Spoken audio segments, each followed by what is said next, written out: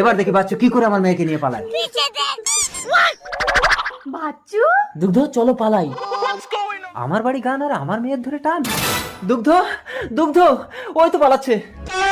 বাচ্চু, ওই বাচ্চু, তাড়াতাড়ি এসো, সিঁদুর তুলে দেই। আপনি আমাকে মারলেন কেন? মারলেন কেন? তুই আমার মেয়ের মাথায় সিঁদুর দিলি কেন? কোথায় আপনার মেয়ে? একই রকম মেয়ে দেখলেই কি আপনার মেয়ে নাকি? দুগ্ধ, কে দুগ্ধ? আমি আপনাকে চিনি না।